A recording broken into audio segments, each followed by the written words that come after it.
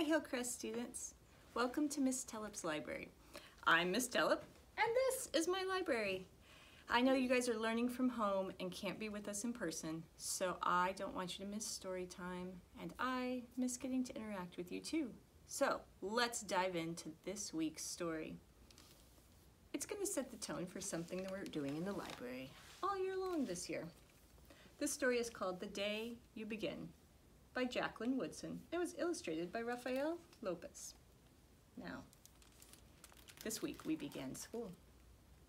So there's our connection. This student is beginning, and so are we. Here we are. There will be times when you walk into a room and no one there is quite like you. Maybe you walk into a Zoom room, and maybe the thing that makes you stand out will be your skin, your clothes, or the curl of your hair. There will be times when no one understands the way the words curl from your mouth, the beautiful language of the country you left behind. My name is Rigoberto, and we just moved here from Venezuela. And because they don't understand, the classroom will fill with laughter until the teacher quiets everyone.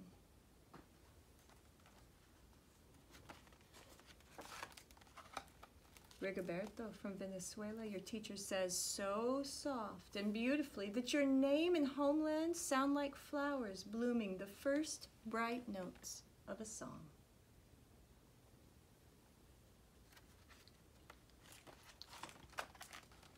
And there will be times when the words don't come. Your own voice, once huge, is now smaller when the teacher asks, "What did you do this summer? Tell the class your story." "We went to France," Chala says. "These shells came from a beach in Maine. A boy named Jonathan holds out a jar filled with tiny shells so fragile they look like they'll turn to dust in your own untraveled hands. My whole family went to India, Spain, South Carolina, San Antonio, Dallas, Houston, Colorado. Each souvenir is a small triumph of a journey. Their travels go on and on." We don't get to travel much this year. That's part of our quarantine. And as you stand in front of that room, you can only remember how the heat waved as it lifted off the curb this summer as your days were spent at home caring for your little sister, who made you laugh out loud and hugged you hard when it was nap time. And you can only remember the books that you keep on reading long after she's fallen to sleep. And in that room, where no one else is quite like you, you'll look down at your own empty hands and you'll wonder, what good is this when other students are flying or sailing or going somewhere? Maybe you'll think, here I am stuck at home and these other students are playing at school. We all have times when we feel like we're left out. But there will be other times when the lunch your mother packed for you is too strange or too unfamiliar for others to love as you do. When even your own friend Nadia will wrinkle her nose and say, "What's in there anyway?" And you'll wonder why she doesn't see it's just rice.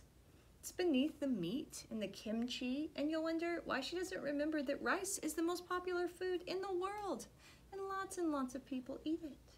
Now, I don't know if you've ever tried kimchi, but it's really delicious. But we haven't all eaten it all our lives. Now, it's a cabbage that's fermented, it's spicy and it's sour. And Nadia didn't understand, and it made her friend feel a little left out and strange. There will be times when the climbing bars are too high and the run is too fast and far, and the game isn't one that you can ever really play. I don't want him on our team. You can just watch. Maybe you can have a turn later. He feels left out, a little bit sad. And there will be times when the world feels like a place that you're standing all the way outside of. And maybe that time is now, because maybe watching class through a screen is a little bit tough. But all that stands beside you is your own brave self, steady as steel and ready, even though you don't know yet what you're ready for. See, here he is standing. But good things could be coming right around the corner.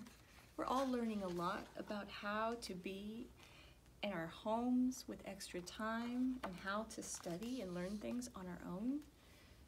There will be times when you walk into a room and no one there is quite like you until the day that you begin. Until the day that you begin to share your stories. My name is Angelina, and I spent my whole summer with my little sister. You tell your class. Your voice is stronger than it was a minute ago. We were reading books and telling stories. Even though we were right on our own block, it felt like we could go everywhere. And that is some of the magic of books. We're going to go everywhere this year, even though we're right in our houses and right in our school building. Hey, your name is just like my sister's, Rigoberto says. Her name is Angelina too. And all at once, in the room where no one else is quite like you, the world opens itself up a little wider to make some space for you. This is the day that you begin. This is the day that you begin to find the places inside your laughter and your lunches, your books, your travel, and your stories, where every new friend has something that's a little bit like you, and something else so fabulously not quite like you at all.